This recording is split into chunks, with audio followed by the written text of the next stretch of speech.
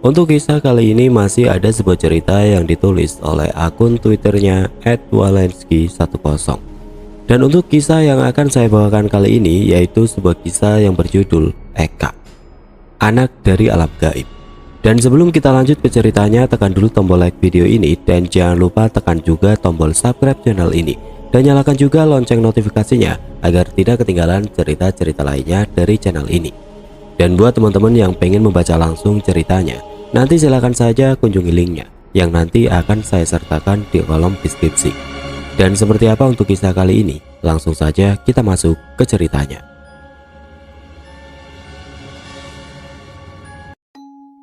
Bu, boleh bawa boneka enggak? Tanya Tias. Gak usah dek, nanti kalau ketinggalan gimana? Kan repot. Jawab sang ibu tanpa menengok. Satu saja boleh ya bu? Rengek anak itu lagi.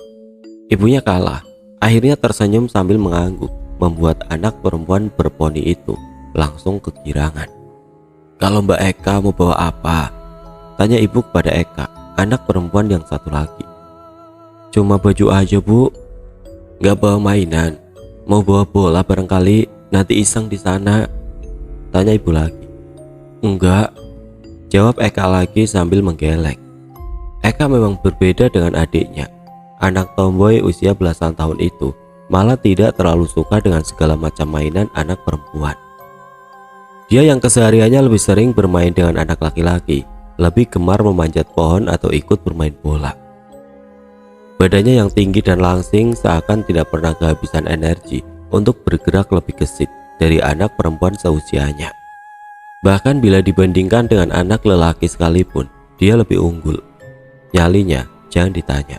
Sudah beberapa anak lelaki usil yang dia tantang berkelahi. Kalah memang urusan belakangan, hingga mereka enggan berurusan dengannya lagi. Eka, Tias, sudah siap belum? Tanya sang ayah yang sudah berdiri di depan pintu kamar. Sudah ya, memangnya mau berangkat kapan sih? Tanya Eka terdengar tidak sabaran.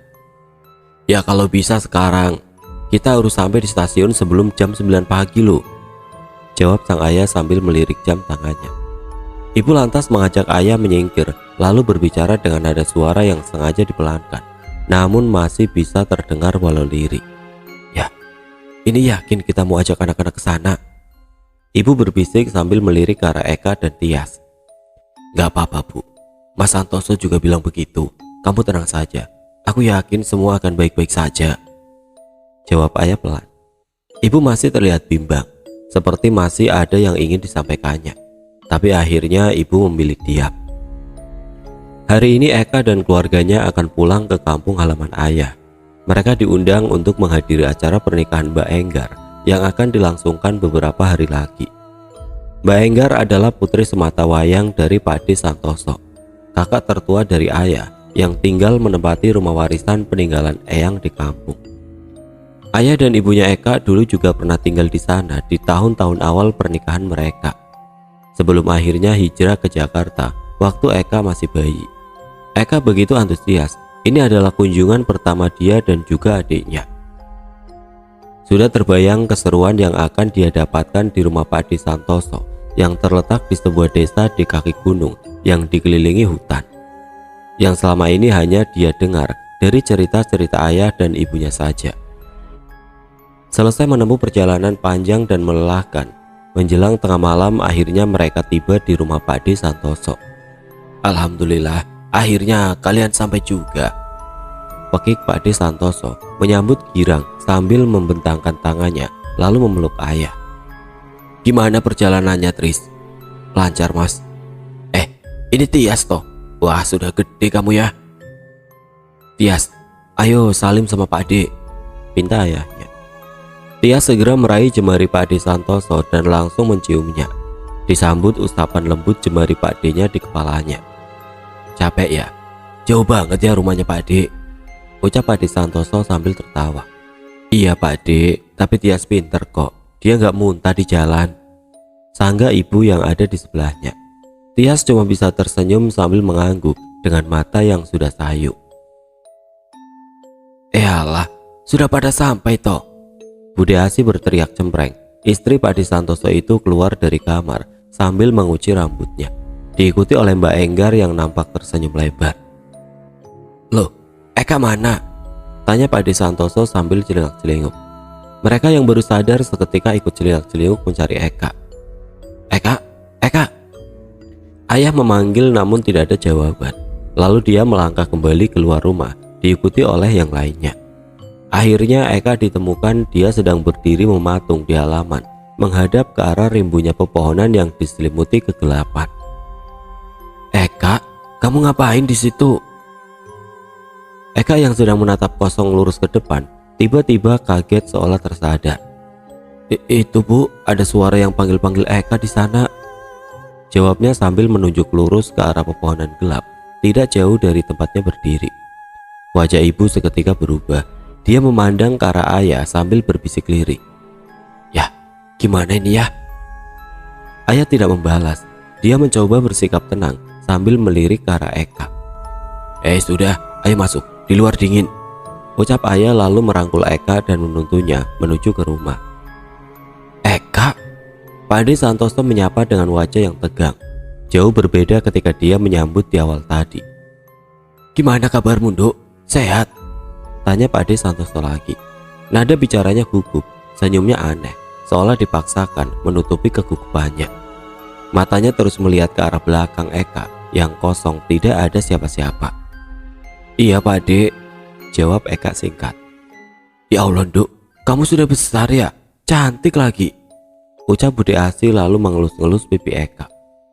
Eka cuma tersenyum lalu mencium tangan Bude Asi dan Pak De Santoso. "Ayo anak-anak, kita ke kamar yuk, kalian pasti capek banget ya," ajak Mbak Enggar kepada kedua adik sepupunya itu. Eka dan Tias diajak masuk ke dalam kamar yang memang sudah disiapkan untuk mereka sekeluarga. Kamar yang lumayan besar, kata Mbak Enggar. Kamar itu dulunya kamar Eyang, namun setelah Eyang wafat, kamar itu sengaja dikosongkan dan hanya diisi bila ada sanak famili yang datang berkunjung.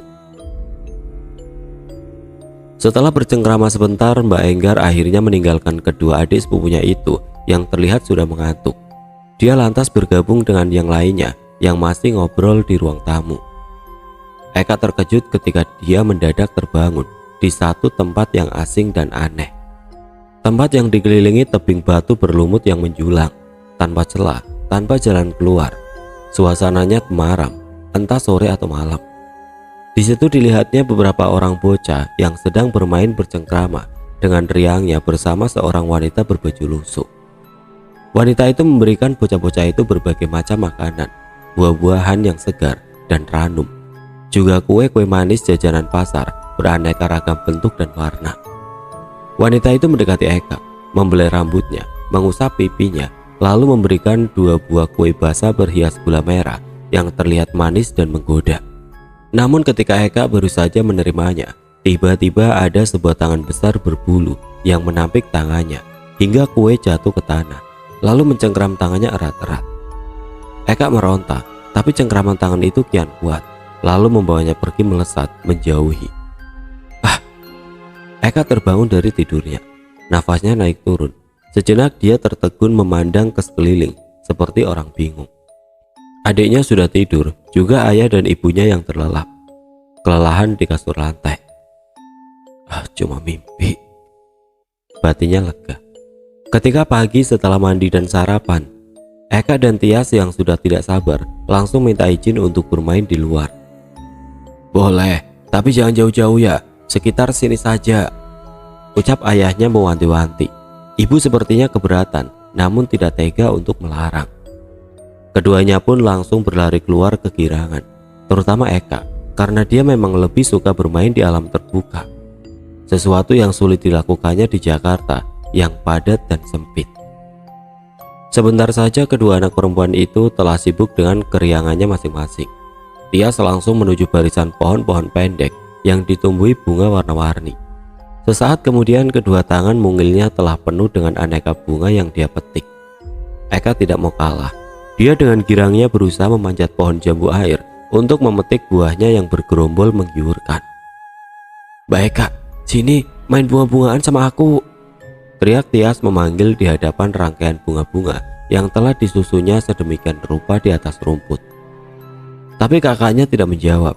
Tias langsung menengok ke arah pohon jambu. Buah jambu berserakan tapi Eka tidak ada. Mbak Eka di mana? Bekik Tias keras sambil memanggil kakaknya. Tias? Terdengar suara keras Eka dari arah yang tinggi. Seketika Tias menengok ke atas. Astaga, kakaknya ada di pucuk pohon kelapa sambil melambai-lambaikan tangannya. Ayah, ibu, lihat Mbak Eka itu. Tias berteriak keras memanggil kedua orang tuanya. Ya Allah Mbak Eka, turun kamu dok. Bekik ibunya setengah berlari dari arah rumah. Eka tertawa kegirangan, lalu turun. Tapi dia turun dengan gerakan cepat dan tangkas yang belum pernah ibunya lihat sebelumnya. Sang ayah yang juga ada di situ pun kaget. Tapi ternyata tidak hanya sampai di situ. Eka belum selesai. Dia langsung memanjat satu pohon kelapa lagi dengan gerakan cepat, layaknya ahli pemetik kelapa. Sang ayah cuma bisa melongo melihat putrinya itu yang dalam hitungan detik ini sudah ada di pucuk pohon kelapa sambil melambai-lambaikan tangannya kegirangan. Setelah puas seharian bermain, Tias kelelahan hingga tertidur sehabis isya. Tapi tidak dengan Eka. Anak itu asik dengan ponselnya sambil tidur-tiduran. Dok, dok. Terdengar suara sayup memanggil, tapi bukan suara ibunya, juga bukan suara cempreng budinya, apalagi suara Mbak Enggar.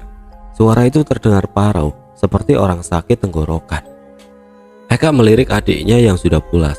Sesaat dia menggeleng lalu kembali memainkan ponselnya. Dia pikir tadi dia cuma salah dengar. Dok, gendok. Suara serak itu kembali terdengar, seperti dari luar. Eka yang penasaran lantas menyibak tirai jendela kayu dan langsung tertegun. Di luar sana ada wanita tinggi berpakaian lusuh, berdiri di dekat pohon jambu yang tadi pagi dipanjatnya. Sosoknya seperti tidak asing. Eka merasa pernah melihatnya, tapi dia lupa di mana. Wanita itu terus melambai-lambaikan tangan dengan gerakan pelan sambil menyeringai. Eka bukan penakut. Cerita setan baginya hanya isapan jempol. Dia yang penasaran malah berteriak-teriak menghardik di depan jendela. Siapa itu? Ngapain panggil-panggil saya? Tapi sosok wanita itu tidak menjawab, juga tidak bergeming. Dia masih tetap berdiri di sana, terus melambai-lambaikan tangannya. Ibu, ayah. Eka memanggil kedua orang tuanya. Tidak lama kemudian ayahnya datang tergopoh-gopoh dengan wajah heran. Kenapa kak? Kok teriak-teriak? Itu ya, ada yang panggil-panggil Eka, ucap Eka sambil menunjuk keluar jendela. Ayahnya menengok ke arah yang ditunjukkan putrinya itu.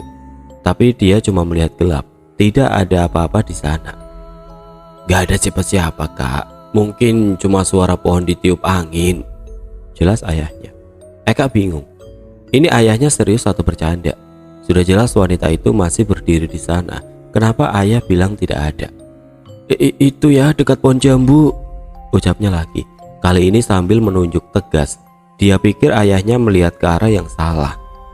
Ayahnya kembali melongok, menyibak tirai dengan lebih lebar demi mendapatkan pandangan yang lebih baik. Tapi setelah beberapa saat, dia malah menggeleng, namun raut wajahnya berubah tegang. Gak ada apa-apa kak, mungkin kamu kecapean jadi ngelantur. Ya sudah, kamu tidur saja.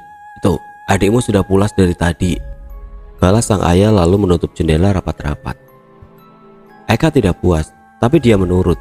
Segera menaruh ponselnya di samping bantal, lalu berbaring persis di sisi adiknya. Ayahnya lalu keluar kamar sambil menutup pintu. Pagi-pagi Eka terbangun, adiknya sudah tidak ada, tapi suara tertawanya terdengar di luar rumah. Yang ada malah ibunya yang sedang menyisir rambut, duduk di depan cermin membelakangi dirinya, seperti baru selesai mandi. Tapi baru saja Eka bangun dari posisi rebah, mendadak dia dengar suara ibunya yang memanggil dari luar kamar. Mbak Eka, bangun mbak, ayo mandi terus sarapan. Eka terhenyak, kalau ibunya ada di luar, lantas siapa yang sedang bercermin? Seketika dia bangkit dan lari berhamburan keluar kamar, hingga menabrak ibunya yang ada di depan pintu. Kamu kenapa? Itu bu, itu ada orang di dalam kamar. Ibunya bingung, lalu memenuhi permintaan putrinya yang memaksa untuk melihat ke dalam kamar, tapi tidak ada siapa-siapa. Eka juga bingung, yang dilihatnya tadi amat jelas, tapi kenyataan bicara lain. Kamarnya kosong, Dia tidak bisa berdebat dengan ibunya tanpa bukti. Dalam hatinya jadi timbul pertanyaan. Baru sebentar saja dia ada di rumah Pak D-nya, sudah beberapa kali dia mengalami peristiwa janggal. Wanita misterius memanggil-manggil, mimpi yang aneh, dan juga sosok mirip ibunya yang baru saja dia lihat. Ya sudah, kamu mandi sana. Sebentar lagi Bu Cipto mau datang. Kamu sama Tias nanti sekalian coba kebaya buat jadi pagar ayu. Jelas ibunya lagi lalu meninggalkan Eka yang masih kebingungan. Eka cuma terdiam. Dia ingin menuruti permintaan ibunya untuk segera mandi, tapi dia masih sangsi untuk langsung masuk ke dalam kamar. Matanya masih melirik ke arah depan cermin. Menjelang siang, Bu Cipto sang penata rias datang dengan membawa sebuah tas besar berisi pakaian seragam yang akan dikenakan seluruh keluarga, termasuk Eka dan Tias. Bu Cipto wanita tua yang banyak omong. Tidak henti-hentinya dia bicara saat dengan bangganya memperlihatkan baju-baju yang dibawanya. Tapi ocehannya langsung berhenti ketika melihat Eka. Wanita tua itu mendadak terdiam sambil terus memandangi Eka yang datang dari arah lain.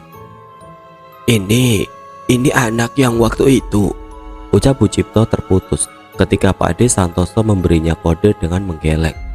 Bu Cipto langsung diam, seolah ada saling pengertian antara dia dan Pak D Santoso dari isyarat tadi. Namamu siapa, Nduk? Tanya Bu Cipto sambil menatap Eka lekat-lekat. Eka, Bu. Sudah besar kamu ya. Nanti kamu jadi pagar ayu juga. Eka mengangguk, tapi jadi risih dengan mata Bu Cipto yang terus memandangnya dari ujung kaki sampai ujung kepala. Dan setelah urusannya selesai, Bu Cipto segera pergi dari tempat itu tanpa banyak bicara lagi. Eka, beberapa hari lagi acaranya akan dimulai. Kamu jangan main jauh-jauh atau yang aneh-aneh ya. Nanti kalau kenapa-napa gimana? Pesan ibunya sore itu kala mereka nonton TV di ruang tamu. Iya Bu, jawab Eka singkat. Sebenarnya tanpa ibunya minta, dia memang sudah kehilangan selera untuk bermain di luar. Pikirannya terganggu oleh hal-hal aneh yang dialaminya.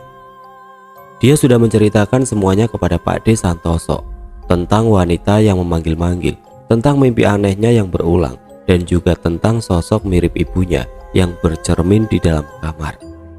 Tapi Pak D Santoso memberikan jawaban yang sama persis seperti jawaban ayah dan ibunya. Itu cuma perasaan kamu saja, bilangnya begitu. Namun malam hari di saat semua orang pikir dia telah tidur, Eka mendengar suara Pak D Santoso dan kedua orang tuanya yang sedang membicarakan dirinya di ruang tamu.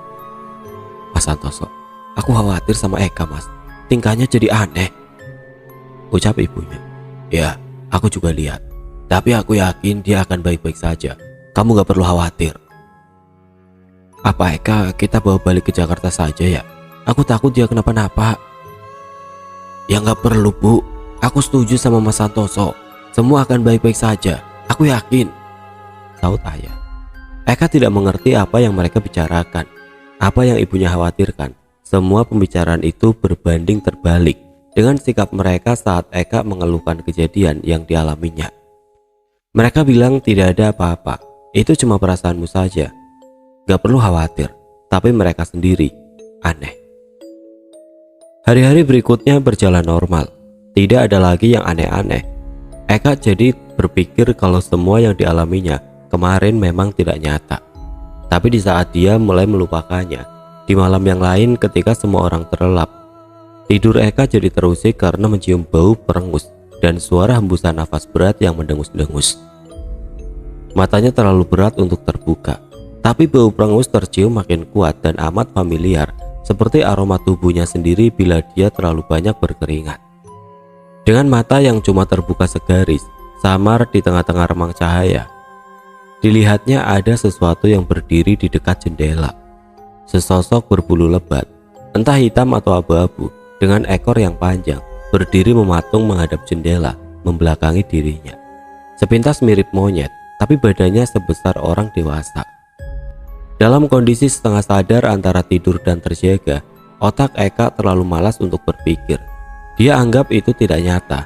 Dia kira kalau dia sedang bermimpi. Selang beberapa saat sosok itu menghilang. Aroma perengus berangsur pudar. Suara nafas berat pun tidak lagi terdengar. Eka merasa benar, ini cuma mimpi, dan dia pun kembali merapatkan kelopak mata, lalu pulas tertidur. Hingga sehari menjelang acara pernikahan, rumah Pak Adi Santoso mendadak jadi ramai. Sejak pagi para tetangga banyak berdatangan sekedar untuk membantu. Yang pria sibuk mendirikan tenda, mengangkat kursi-kursi dan memasang lampu-lampu. Seperangkat alat sound system ukuran besar pun telah dipasang dan langsung memutar lagu-lagu dangdut demi memeriahkan suasana. Para wanita sibuk di halaman belakang yang disulap jadi dapur, bersenda gurau sambil menyiangi bahan makanan yang nantinya akan disuguhkan sebagai menu prasmanan bagi para tamu undangan. Tapi setiap kali mereka melihat Eka, mereka langsung berbisik-bisik satu sama lain. Lirikan mata mereka penuh selidik, sempat membuat Eka jadi sedikit tidak nyaman. Tapi Eka tidak mau ambil pusing. Suasana ramai ini menimbulkan sensasi keriangan tersendiri dan terlalu sayang untuk dilewatkan. Sebab seumur-umur baru kali ini dia merasakan suasana semeriah itu. Dia berkeliling rumah sambil memperhatikan orang-orang yang sibuk. Ada yang membuat janur, ada yang menghias kamar pengantin, ada yang membuat huruf-huruf di kertas sambil tertawa saling bercengkrama.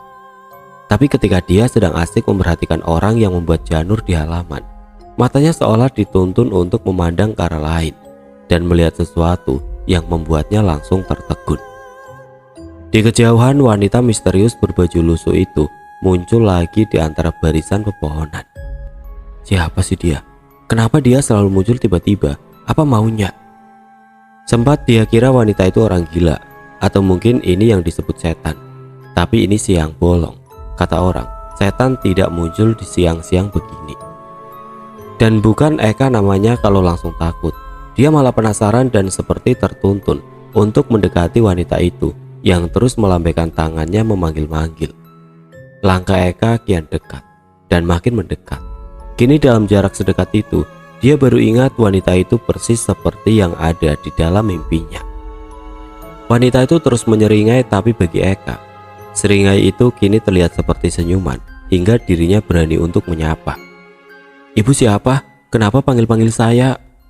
Tapi wanita itu tidak menjawab. Dia malah mengulurkan tangannya seolah ingin mengajak Eka pergi. Dan bagai terhipnotis, Eka tidak mampu menolaknya. Tidak ada rasa canggung dalam dirinya saat berdekatan dengan wanita itu, padahal dia sama sekali tidak mengenalnya. Dia digandeng wanita itu masuk ke balik rimpunya pepohonan. Dan sip, ajaib. Eka terkesima. Sekejap mata barisan pepohonan menghilang, berganti dengan tebing batu berlumut yang tinggi menjulang. Hari yang tadinya siang tiba-tiba jadi temaram, persis seperti yang ada dalam mimpinya. Namun kali ini segalanya terlihat begitu nyata. Tapi di situ dia merasa damai, walau segalanya begitu asing. Namun tempat ini seolah memberikan rasa nyaman, layaknya rumah. Lalu seperti dalam mimpinya lagi, di tempat itu dia juga melihat 6 orang bocah seumuran Tias, 2 anak laki-laki, 4 anak perempuan, sedang bermain bercengkrama dengan riangnya. Baju mereka kumal dan lusuh belepotan tanah, bahkan beberapa ada yang compang samping, rambutnya lengket, wajah mereka kotor dengan debu yang menempel dan bergerak. Ketika anak-anak itu melihat wanita itu datang, mereka serempak berlari mendekat sambil berteriak, "Ibu!"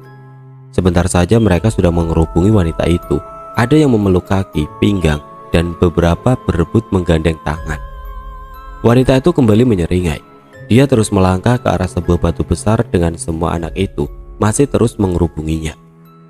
Dia berhenti di dekat batu besar, di mana di sampingnya ada tumpukan daun-daun kering yang menimbun menutupi sesuatu.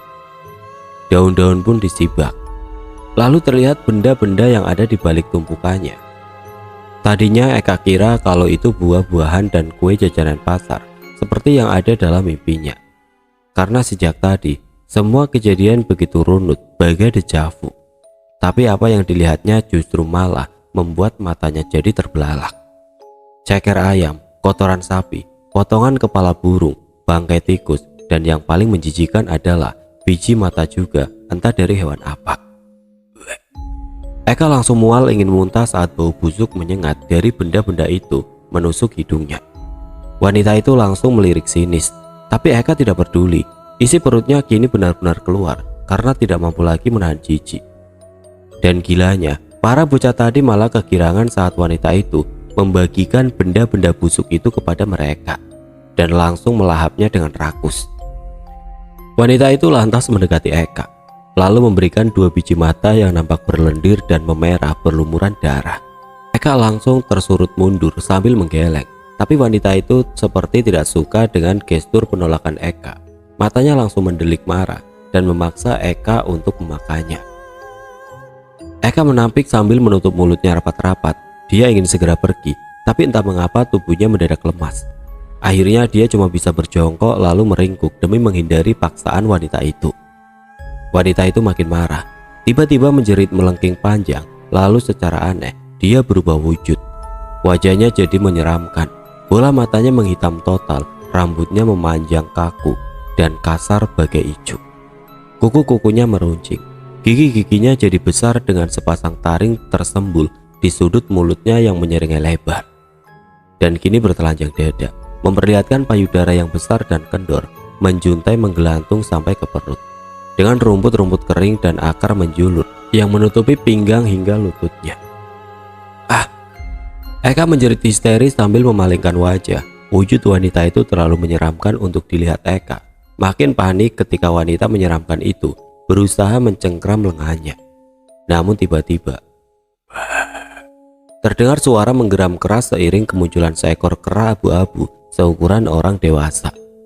Kera besar itu tiba-tiba saja sudah berdiri di hadapan Eka dan langsung mengibaskan lengan besarnya hingga wanita berpayudara besar itu terpental jauh.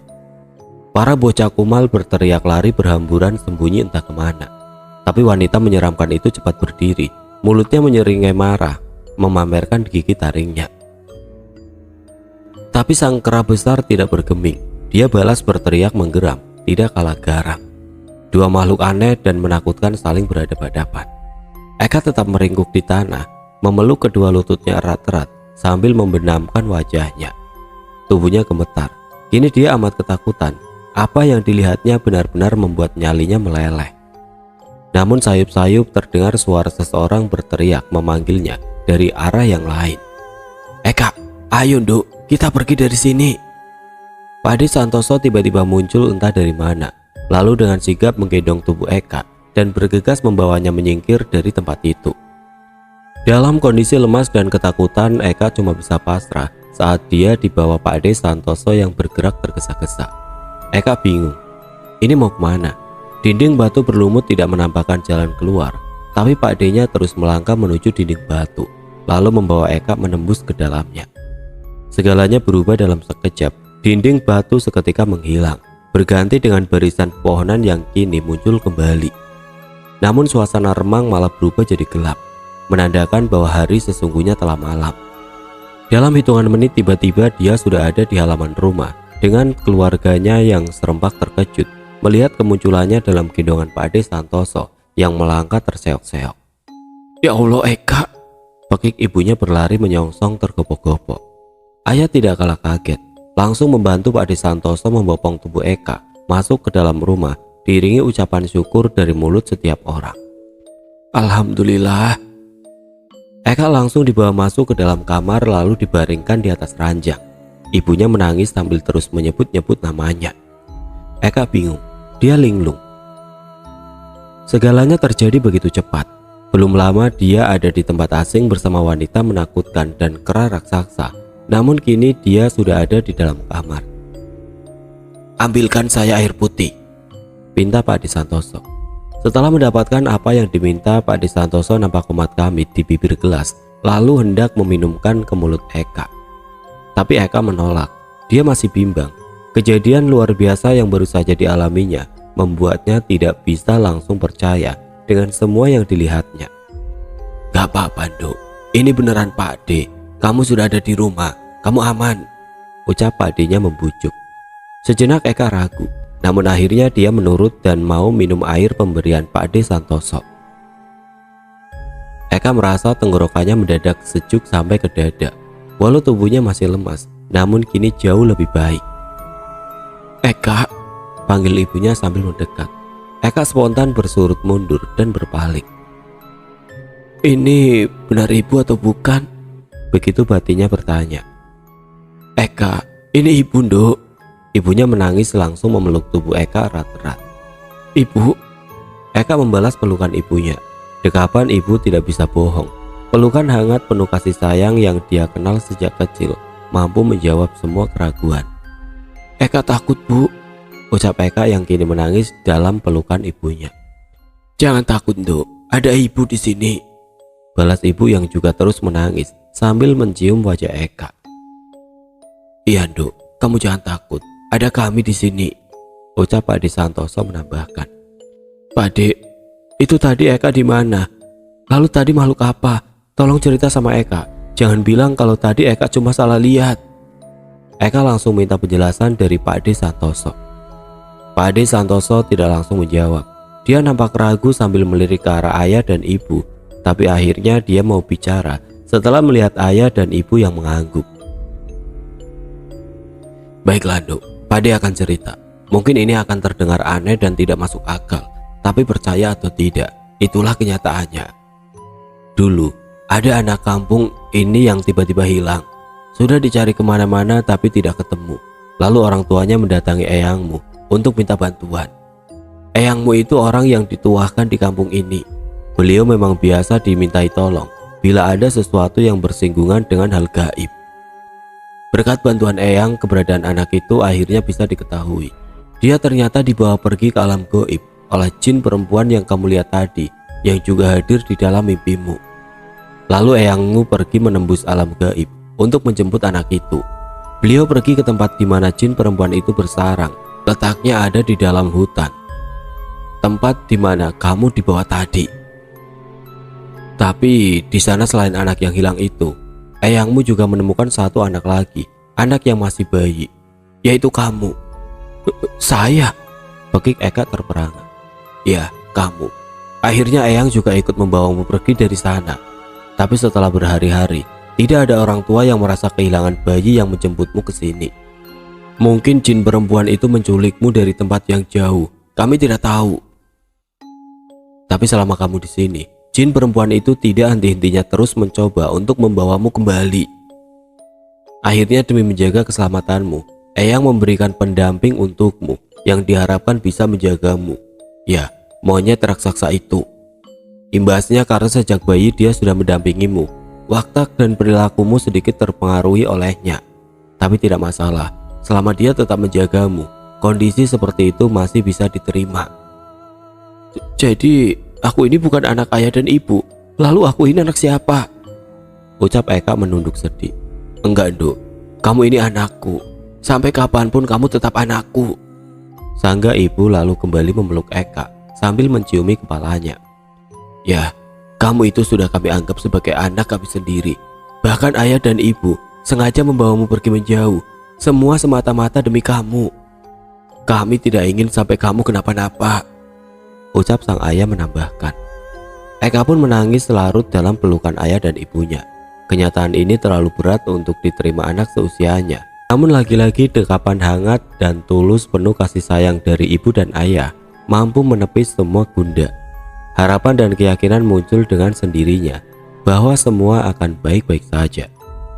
Malam pun terlewati, hari pun berganti. Ketika pagi menjelang, setelah dirinya kembali tenang, Eka baru menyadari sesuatu. Kenapa suasananya sepi? Kemana orang-orang? Bagaimana dengan pesta pernikahan Mbak Enggar? "Pak Dek, pestanya bagaimana?" "Waktu kamu hilang kami semua kebingungan. Jadi pestanya sengaja kami undur sampai minggu depan. Gak apa-apa, yang penting sekarang kamu selamat," jawab Pak Dek. "Loh, kenapa diundur? Sayang kan Pak Dek." "Eka gak apa-apa kok, gak perlu sampai diundur." Pak De Santoso cuma tersenyum. "Eka, kamu itu hilang 3 hari, Nduk." "Ah, 3 hari? Tapi kan saya cuma..." Eka yang kebingungan tidak mampu melanjutkan ucapannya. "Iya, Nduk, kamu hilang 3 hari. Memang batas waktu alam gaib dan dunia nyata itu berbeda. Tapi kamu gak perlu khawatir, semua sudah diatur. Pernikahan Mbak Enggar akan dilaksanakan minggu depan." Dan begitulah akhirnya seminggu kemudian pernikahan Mbak Enggar jadi dilaksanakan. Acaranya berlangsung dengan meriah. Semua orang berbahagia, termasuk Eka. Setelah acaranya selesai, 2 hari kemudian Eka dan keluarganya pamit kembali ke Jakarta dengan membawa kenangan peristiwa yang mungkin sulit untuk dilupakan. Eka yang kini telah tahu siapa dirinya yang sesungguhnya malah makin menyayangi keluarganya. Bagaimana tidak? Ayah dan ibu yang sejatinya bukan siapa-siapa begitu tulus mencintai dirinya, apalagi Tias. Anak kecil itu masih terlalu polos untuk mempermasalahkan siapa Eka sebenarnya. Bahkan dia tidak begitu peduli. Baginya, Eka adalah kakaknya. Titik. Eka telah menerima takdirnya, mensyukuri apa yang ada pada dirinya, dan menjalani hari-harinya seperti biasa. Namun apakah jin perempuan itu masih akan terus berusaha mengusiknya? Eka tidak tahu. Pak Ade Santoso dan orang tuanya pun juga tidak tahu. Tapi sejak peristiwa itu, wanita menyeramkan itu tidak pernah muncul lagi, walaupun Eka masih sering menjumpainya dalam mimpi-mimpinya. Tapi yang jelas dia tidak terlalu khawatir, karena merasa memiliki keluarga yang akan selalu mendampinginya, selain si monyet raksasa sang penjaga titipan Eyang. Dan tidak lupa juga, seperti yang selalu dipesankan oleh orang tuanya, ada Tuhan yang akan selalu jadi pelindung yang paling hebat dari segala penjaga yang ada di dunia ini. Oke teman-teman, sekian untuk kisah kali ini. Bagaimana menurut kalian tentang kisah ini? Tulis komentar kalian di kolom komentar. Dan buat teman-teman yang baru bergabung, jangan lupa untuk like, komen, share, serta subscribe channel ini. Dan nantikan kisah-kisah horor berikutnya tetap di channel Radio Horor. Wassalamualaikum warahmatullahi wabarakatuh.